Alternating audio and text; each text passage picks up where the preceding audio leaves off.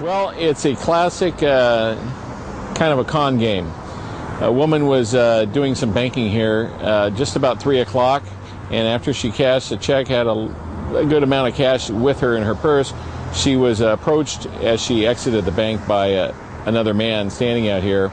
Originally he asked for directions, but eventually he started a conversation with her, and they were interrupted by a second man who was unknown to her, a friend of the first. He was a shill, and he helped develop the con.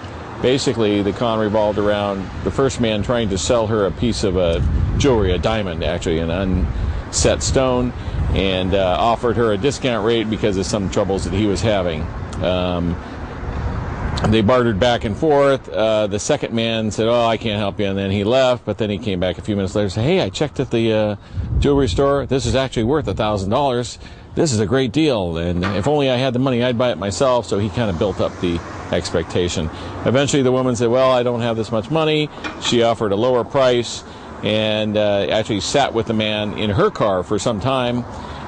Eventually the guy actually just grabbed her cash, threw the diamond at her, or the purported diamond at her, and jumped out of the car and took off. It turns out it's a $10 piece of plastic, and she's just a little older and wiser now, but sans 2 weeks worth of pay. The first subject, the one who did the deal and actually did the robbery, was a Hispanic male in his 20s. He's about 5 foot tall, not very tall, kind of heavy set. He was wearing a blue and white striped shirt, and he had a blue ball cap on with the soccer team America's logo on his cap. He was last seen running away on foot or walking away on foot. His accomplice, the shill who helped him build up the desire in her mind, was an older man. He was a Hispanic male in his 50s, a little taller. He was about 5'11", clean shaven, a medium build, and he was wearing a dark brown jacket and some sort of dark jeans. Did he have a hat on? No hat there. Color hair? He was short, almost shaved head. So a dark hair, but it was shaved. He was almost balding.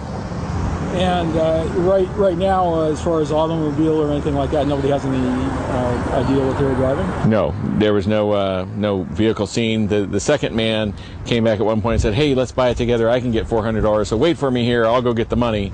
So this poor woman is sitting there waiting for both guys to come back, and she had the money taken from her, and she got nothing but the $10 piece of plastic. Any type of markings, tattoos, or anything on these people? Nothing noted.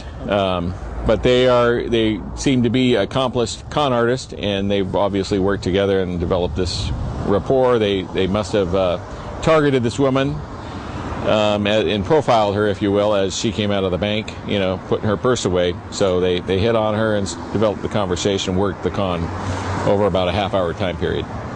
Okay, well, I guess buyer beware.